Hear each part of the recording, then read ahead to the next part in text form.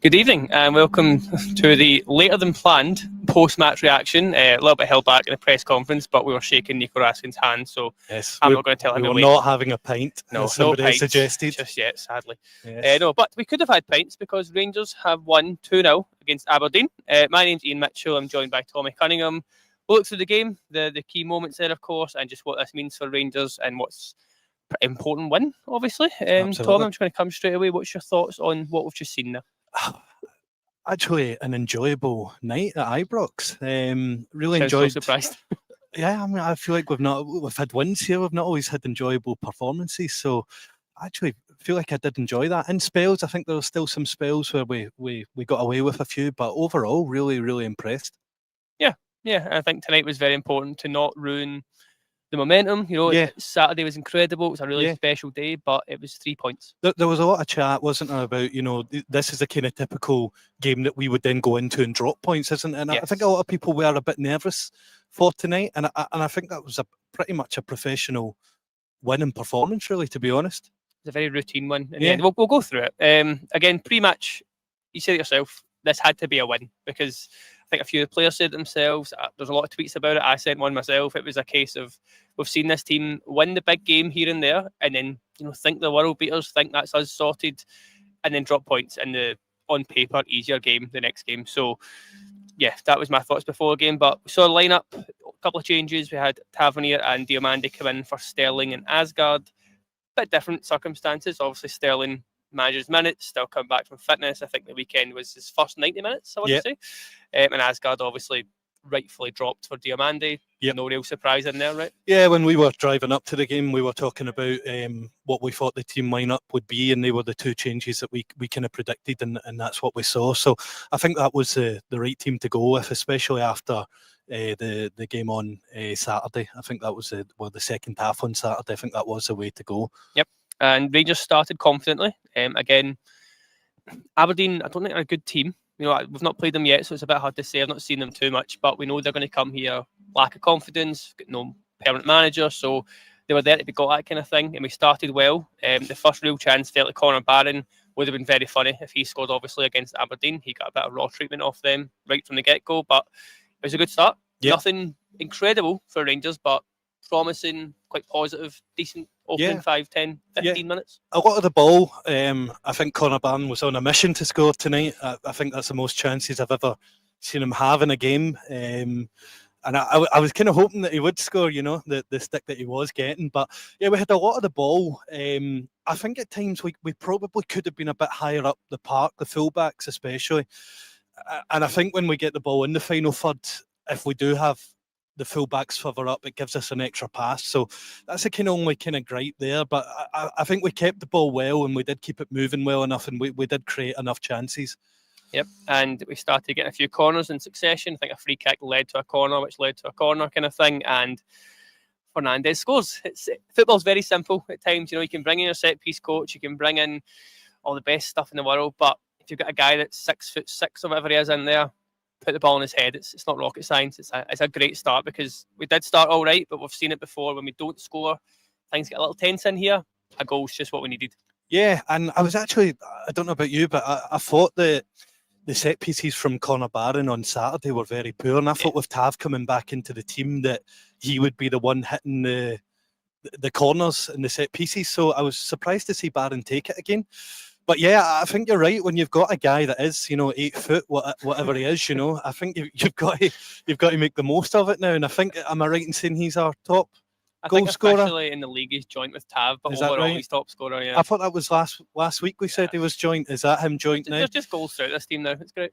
The thing is, he's got more goals in him, and I think we could see a season where we've got a centre back, maybe outscoring a striker, maybe that's the way it's going to be. But I think their keeper kind of messes up a little bit as well. He's claiming for the foul. They're claiming for the foul, but I don't think it is a foul. I've seen it back as well, and I think it just makes a bit of a mess of it. And Fernandez, and I think if Fernandez isn't there to head that ball, and I think Chermiti's right behind them, going to do the same thing. So we've got two players in good positions there that are going to get a goal from that, I think, as well. So, like we say, 2 set pieces tonight, and obviously we've got to give credit to our set piece coach for that as well. Absolutely.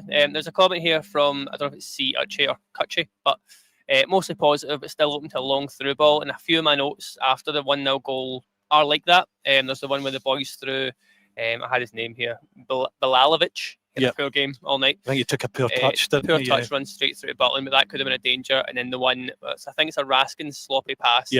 Nisbet breaks through, squares it for the same guy who's doing that classic lack of composure thing where you think, right, when I get this ball, I'm going to put it in that corner, but he overthinks the first part of just controlling the ball. It goes right under his foot. It's a bit of a let-off. He tries to control it with foot, like his studs to kind of roll it forward, and I don't ever think that's the way to go because it can go under your foot. I think you've got to get your foot planted and then you can get a shot off from it. But yeah, I think that was the annoying thing about tonight, is that the chances that we did give Aberdeen, we gave them it. You know, they didn't have to really work hard to get the chance. So I think that probably is the only annoying part about it. In the second half, I think they had a few as well, which they probably could have done better from too.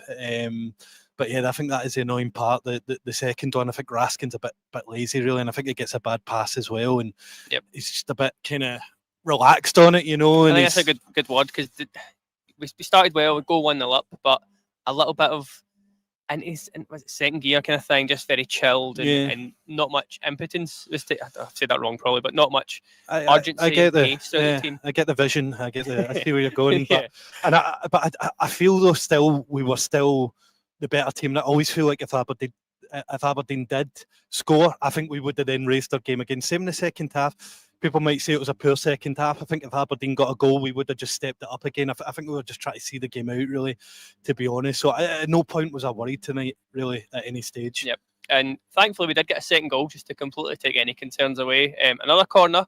This one's a little interesting because I noticed Tavernier was kind of going around a couple of players. I think he tells Barron before he goes to hit it, put it in a certain place, and he tells Raskin to move to a certain place, maybe one or two to do the same. But we saw it from where we set the gantry. You've got a good view of like the corner coming in down in front of us there, and you can see that if the ball was going to go over Stuart Armstrong's head, I think 2 or 3 of us said it, if it goes in that big open space, either Raskin with his front post run or Fernandez with his 8-foot tall height, one of those two will get a connection, and if you get a connection, you're probably going to score, and it played out that exact way. So again, very Arsenal-like tonight. 2 set pieces, 2 goals. All you need to do. Yeah. He's not talking to us, is he?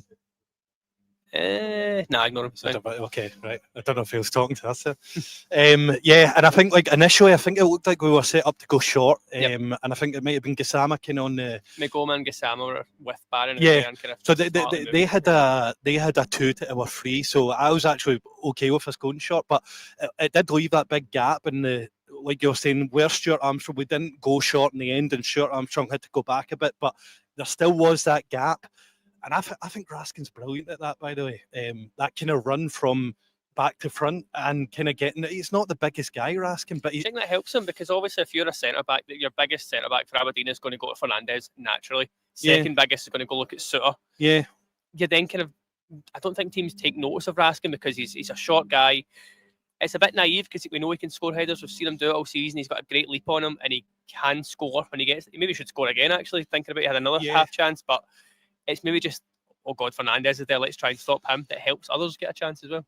I think like Raskin helps himself by being smart in his runs and timing his runs, and I think that's where he gets a lot of his. You saw the goal that he scored at Parkhead last season, very similar kind of back post to front post run, and kind of that glancing header on. Very similar to that. He's really, really good at that. And I think you don't need to be tall to be able to do that. It's just about getting a yard on your man. You don't necessarily need to out-jump anybody. You just need to have that yard and time it. It's timing it as well. It's knowing when Conor Barron's going to play the ball in, timing it well. And like I say, you don't need to be the tallest. You just need to be there, and you need to get there like on the front post and be there first. It's a very good comparison there from Barry. Naismith is very similar. Naismith scored a lot of headers for a guy who was probably shorter than Raskin even is. I'll bring up, I always thought Tim Cahill for Everton, that was my guy. He was brilliant at it, and he was not the tallest, But Naismith was another one that was like that as well. Can't believe you got your boyhood hero Tim Cahill on a Rangers podcast. I'm going to switch gears a little bit there. There's a comment from the big defender who said, "What's your thoughts on Gasman lately?" Now, it's a funny one because he's had a couple of good moments in this kind of run of games where you thought, oh, he's good, he's back to doing something there, but it's quiet here again tonight. I can't remember too much when he's our main kind of attacking threat. It wasn't much from him. Yeah, I think he's keeping us ticking over, I think, and I don't really think, is there anybody else really better suited to play there, to be honest? He's a very good 1v1. Yeah. He's a very good 1v1 winger, and I think Mikey Moore coming off at half time allowed kind of Gassama to go over to his natural wing, didn't it? And then obviously they're right back on a yellow card. I would have liked to have seen him go at him more to try and, obviously a guy on a yellow card. Yep. He's good. He is good, right? And he's good with his kind of trickery, and he's good at kind of looking like he's going to cross the ball and then cutting in. Kind of final ball needs to be a bit better. Decision making needs to be a bit better. We know that. But I don't, yet again, I think it was one of the games, and we said it against St Mirren as well. I don't necessarily think he played bad, same at Parkhead. No. He just didn't get involved as he usually does. But like I say, we were in a position earlier on in the season. I said the exact same thing last week after St Mirren. I said we relied on him too much, and when he didn't get in a position to take on his man, we weren't creating chances. Now we're still creating chances without needing him. So we're in a good position now where we're using more of the squad rather than just him. So I'm not overly concerned by it. That's a good point, because at the start of the season, if Gassama wasn't doing something, we weren't winning a game. No, we weren't even creating chances, really, to be honest. We saw Chermiti stand up at the weekend. We saw Mikey Moore do it a few times already. Tonight, it's probably Conor Barron is the one that's made the goals, at least from the corners. And even Asgard's chipped in a couple of goals here and there. So there is other players now getting involved. If you're going to win a title, you need that kind of thing to happen. Into half time, we saw Asgard come on for Mikey Moore. We heard from Danny Rule there. Danny Rule, that Mikey Moore had a bit of tightness, I think he said. So nothing too serious by the sounds of it, just a lot of games of football, and he obviously had that injury, which he now came back from. So you can understand that one. Not a lot of notes from this point on, more subs than any notes. Hearts. Aberdeen had a few half chances. I can't think of one where you're sitting going, well, they should score that, or Butland's made a great save there. It's more really bad decision making from them has saved this getting a bit touchy. You know, we saw it at St Mirren, it went 2-1 and things were a little concerning. We're all a bit nervous. It never got to that tonight because they're very bad. Aberdeen are not a good team. Yeah, I feel like the second half, right? That second half is the position we want to be in where the game's dead. No disrespect to Aberdeen, but you're 2-0 up at half time, right? Yep. You don't need to put full effort into the second half, right? You just need to tick it over. And it's important because in that scenario, energy, you know, I've said that time and time again, you know, and under Russell Martin, there was too many second halves where we had to come out kind of blazing, you know, to try and pull a game back. You want to be in this position now, right? Is he saying that second half's poor? It wasn't, to me. I still think we had good kind of positions on the ball. Fair enough, it wasn't as aggressive going forward, but I think like that was fine. Like that we kept that game ticking over. Barring Raskin and Diomande, the kind of positions that they were getting into, and I think they just controlled the game. I think it was fine, really, to be honest. I've not really got any issue with that second half at all. Yeah, I mean, we can. There's a few chances in there. I've got Barron and Asgard having half chances. There's one from a corner that there's a few chances really Fernandez could have done better with, if he's timing it a little bit better. And then there was a comment before about the Nico Raskin shot. We are right behind it. It's about 25 yards out. I thought it was going in, to be honest. Thought it was in. It's a wonder save, really. And again, if that goes in, it just looks a little bit more polished, like a 3-0 win. Yeah. It looks more clean, obviously. But we didn't need to be going gun-ho. We didn't need to be creating chances. We were keeping them at arm's length enough. I think Danny Rowe in his press conference there actually said that he thought the second half was better. Yeah, it was more, I think he meant it's more polished because the first half there was a lot of sort of running about from the midfield, any spaces they don't need to be into and running into the same spaces as one another, whereas the second half was a bit more controlled and a little bit more passive because we're 2-0 up. But again, 2-0 Rangers kind of screams to me a Walter Smith type performance. Like, score your goals in the first half, right boring second half, but 3 points. Obviously, as fans, we want the 3, 4, 5, don't we? When we get the 2 at half time, that's what you're wanting. You're wanting to see a kind of continuous performance like that. But like I say, I'm a big fan of just killing games and then just seeing out the second half, reserving the energy, because that can come big at the end of the season when you need it. You don't want to tire out and burn out, you know. Very 55 season as well. How many games under Gerrard did we just win in the first half? Then move on. There was a Kevin Nisbet header that Butland, he saves, but I don't know if he has to jump and make the save that he makes, but he saves it, so we're fine. Camera save, wasn't it? And then probably Aberdeen's best chances from that resulting corner, the boy just headers it over the bar unopposed. Again, I think when that goes over, they know, right, we're done here. We're not coming back. It's a bit late in the day. I think probably one thing we should touch on is maybe like we're talking about our set pieces attacking wise. What do you think about defensively, the way we set up from corners? Because we touched on it a little bit. If you want to give a bit more. Yeah, I don't see why we bring 11 men back. Yeah. And not just that, we've got about 9 of them in the 6-yard box. Yep. And you saw the first Rangers goal where their goalie's just blocked off because he can't get to the ball. Butland has that same scenario a couple of times. They just don't finish it. I don't understand why we don't just put a forward, whether it's Gassama or Danilo late in the game. These guys aren't going to win you a header in your box. Put them up the pitch, and then it brings one of their defenders back. I'm no set-piece coach. No. We have just talked wonders about how good our set-piece coach is doing. So there's methods to it. I get that, but it just seems a little bit too much. But we've not conceded, so I think we did see Butland kind of try and come out, and it was too congested. And he's moaning that he's got fouled, but I think it's a lot of his own players in there as well, and it makes it more difficult. And like you're saying, Ian, I think if you do have, let's say Gassama, right. So Fernandez clears one of them, the second one, I think it is. He clears it, and it goes in a perfect position for if Gassama was just fully up the pitch on the halfway line. So I don't think we need 11. I think you defend with 11 in the box if you're 1-0 down last minute, you're conceding a corner. I don't mind it then. I think 2-0 up, 60th minute, you're conceding a corner. I don't think you need 11 in the box, and that's one thing that we kind of noticed on in the game as well, you know. Yep. Obviously, a few more subs in there. We had Sterling and Majovski come on for Chimati and Suter. Again, we're all willing Majovski to score, but can save that for Sunday. Obviously, that'd be funny. We then have Diomande go off with what looked like a slight injury. Again, I don't think it's anything too serious. A bit of a pull, maybe. Did they say it was a stomach? I think a stomach issue. Yeah, that was the comment after it. So hopefully that's just an ache rather than anything worrying. Danilo comes on. What did you think of the midfield three today? Decent. Raskin got the stadium man of the match. Yeah, we won that game because of Raskin and Barron for me, because both of them covered every blade of grass. I know Raskin's pass was a little sloppy at times, but his drive is winning the ball back, is moving the ball forward. He could have had an assist of his own at one point as well. So I thought they both won the game for us. And I've been saying for weeks now, those are driving us through certain teams, and the energy they bring. I don't know how it looks on the TV, but for us here, it seemed like Conor Barron was everywhere. You know, and it seems like when we had the ball and kind of like in the build up from the kind of first third of the park, and then when we're going forward, he's still there. You know, he's just such a natural box to box midfielder, and to be able to kind of put in the kilometres that he did today after doing that on Saturday as well, I think like just shows kind of like his natural fitness as well. But I just felt like he was all over the park, you know, everywhere.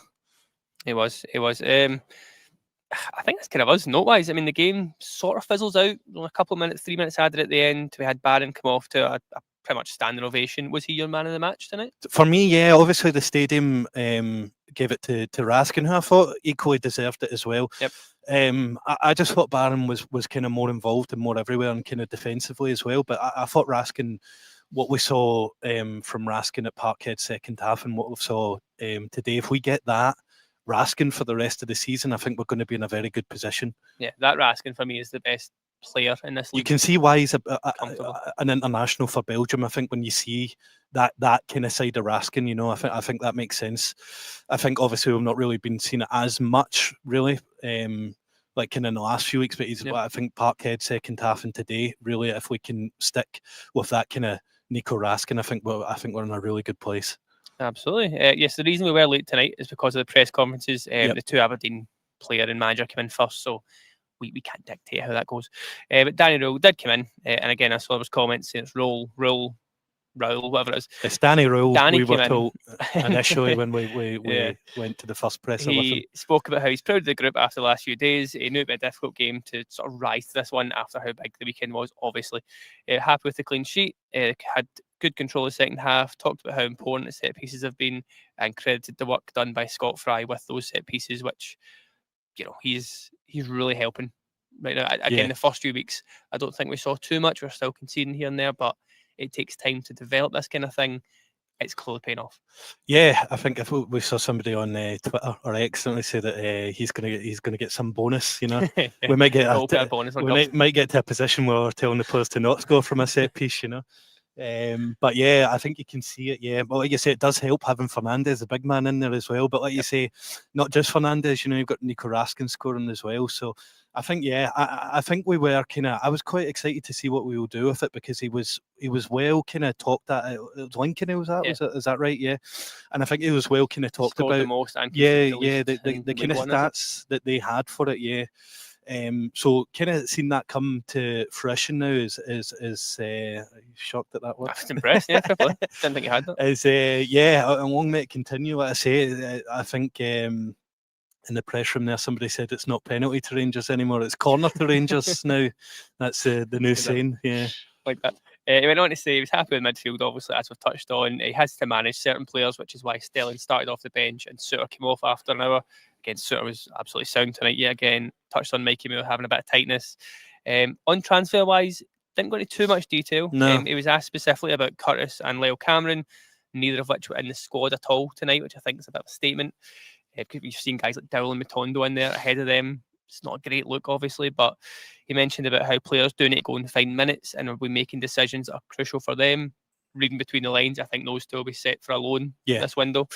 I think it'll do them well as well. I think it's because I think they're two good, promising players. So I think to go away and get some minutes, and especially, say for Lyle Cameron, if we go away and we punt him to another SPFL team, it could benefit us as well if he improves somebody else against the likes of Hearts and Celtic as well. I think he's ready for this level. Yeah, absolutely. Yep. More exciting part, on incomings, he talked about how we do need a strong squad. I don't think he meant physically. I think he meant options rather than anything else. And between him and the club, they know what they want and need to do. Talked about work's ongoing, and we know that we don't want to wait till the end of the window to do all the transfer business. He mentioned if something comes up late in the day, that'd be brilliant. But I think by the sounds of it, things are going on. We saw a couple of rumours. We saw the defensive midfielder out in Sweden. Today was the link. I forgot his name, but he looks quite promising. For me, that's a bit more of a project guy. So I think we need guys that come in and make the first 11 better. Still, we need a left back. We need that number 6. We need another winger so that we're taking a bit more heat off Gassama. Still a few plugs there. Again, we're winning games. That's 4 wins in a row now, which is the first time in at least a year. I'm still trying to go back to see when that last was, but it's at least a year. So we are doing well. But there's still things to work on. There's still a few areas that I need improvement now. One more win and I can cut my hair. No, we're not that bad just yet. As if you haven't left to cut. Do you think anybody in before Sunday?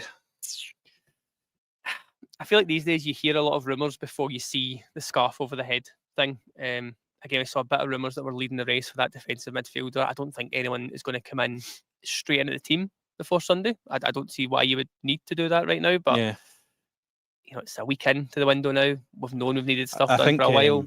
One thing Danny Rule did say is it's all good getting players in this early, but he said like in January you're most likely buying players that will need minutes as well, did he not? And he's talking about how if you do sign somebody in January, and I think he actually did mention about the cup game upcoming, and he was hoping to have minutes for that game. I feel that was about a clue. I feel like that was maybe him hinting that there could be players incoming soon, but they maybe wouldn't be starting at Aberdeen, and we would maybe be looking ahead to the cup game to get minutes for them. So I think that's one thing that I picked up from the presser there as well. Yep, credit to Paul there, who's just let me know the name, which I completely forgot. It's Silas Anderson. Yeah, that was a rumour today. Boy who came through Inter Milan, now plays out in Sweden. Seems like he has a lot of potential. As I say, I don't think I'm not going to pretend I know a lot about him, really, to be honest. I'm sure I'll see an 8-minute YouTube compilation of him when I go home tonight, and I'll be all in. A world beater, absolutely. But yeah, we will wrap it up there because we are freezing, as always here. You know what I look ahead to Pittodrie? No, that's what we'll Thursday do that on night Thursday. for. Yes. We'll do that on Thursday. Well queued up. So we'll be back on Thursday night. God knows who's on. Probably me again. But we're back on Thursday night, looking ahead to Pittodrie, how the squad looks in terms of, do we make a lot of changes for that game? Is it the same again? Again, I wasn't impressed with Aberdeen tonight. They had their chances. I get that. But I think they will be better Sunday though. I think they'll be more up for it. The new manager's come in and obviously he's not even come in, he's caretaker, obviously. He's had a couple of days to work with them. So as much as he'll learn from his squad, I think it's good that we've played them now. Yeah. Danny Rule is a very meticulous guy. He looks into details. He mentioned how the first 10 minutes was all about sounding them out and seeing how they were playing, how they were focused. He's now got a full 90 minutes. It does feel weird, January 6th, and this is the first game against a team this season as well. Strange setup this week. Yes, but as I say, we'll leave it there. Again, 3 points. We are happy. Keep that going. Keep that winning. We're now into second on our own. We're 3 behind Hearts. Haven't played a game more, but let's ignore that. We're closing the gap. It's churning away. It's getting wins. 4 in a row. Hopefully becomes 5 in a row at the weekend, and a couple of signings wouldn't go amiss. But thanks for joining us. As I say, later than planned, but I appreciate everyone sticking around. All the likes are appreciated. We've saw about 200 new subscribers in the last week or two, so that is massive for us. Please keep that coming. And yes, Big Defender, we will wait to finish those pints. Absolutely. So thanks for joining us, guys, and we'll see you on Thursday. Thanks again.